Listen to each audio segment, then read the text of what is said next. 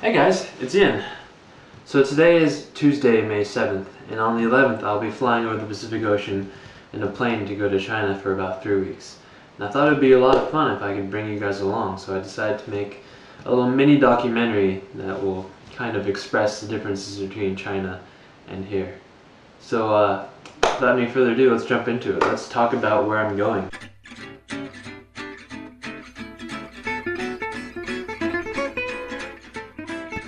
Every time I've gone back to China, I've always gone to the same place, my parents' hometown of Kunming.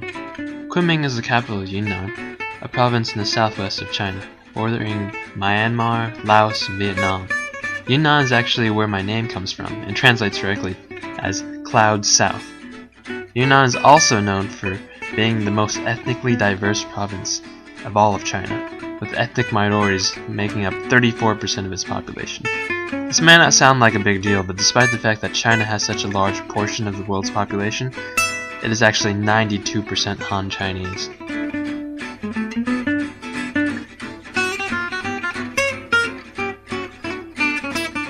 Both of my parents were born in Kunming and lived there for the majority of their lives.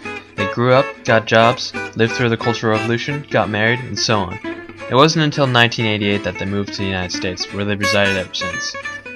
My parents were born in an era where multiple children were not only allowed, but also promoted. My father is the youngest of 6 children, with 4 brothers and a sister.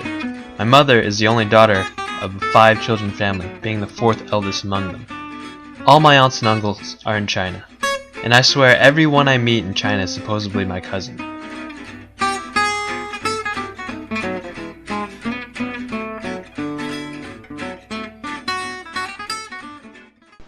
Alright kiddies, I'm sure you're all super interested to know what I'm bringing to China, but before then, I want to show something off.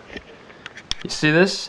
This thing is a gorilla pod. Basically it's a tripod that can bend in different forms, and basically form a claw that can connect onto things like a hook, like that hook right over there.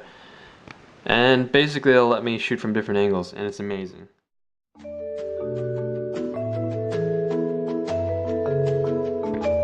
Every time we go to China, we always bring a flurry of gifts. You might think that with everything being made in China, there wouldn't be much to bring, but you'd be wrong. Our relatives were very clear on what they wanted us to bring from the United States.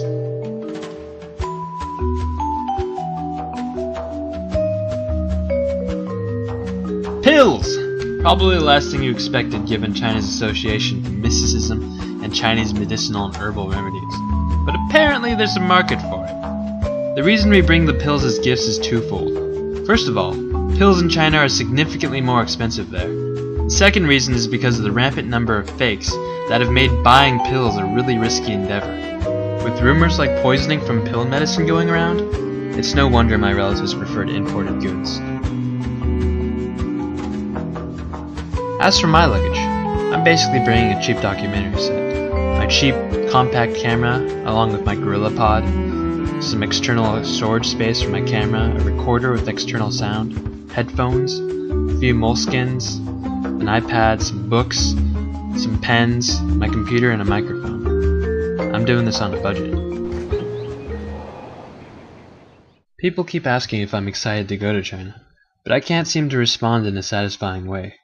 It actually feels a little surreal, as if I'm not aware that I'm going at all. In fact, I probably won't feel like I'm going until I'm halfway across the Pacific on a plane. It isn't very often I get to go to China. To this day, I've only gone a total of 3 times, with this being my 4th time back. And I didn't always look forward to my trips to China either. The first time I went, I caught pneumonia and was hospitalized for most of the trip. The second time, I went and got a haircut that allowed my scalp to be sunburned, and I decided never to have super short hair from that point forward. Because of these experiences, I always looked at my trips to China as some sort of ill omen. I was only able to get over it after I was able to find the differences between the East and West interesting.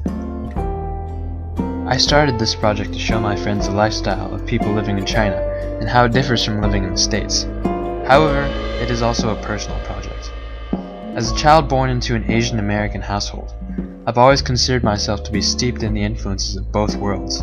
Hopefully, if I'm really lucky, by thinking about the differences between the East and the West, this project will document a journey in which I end up discovering a part of myself I was never aware of.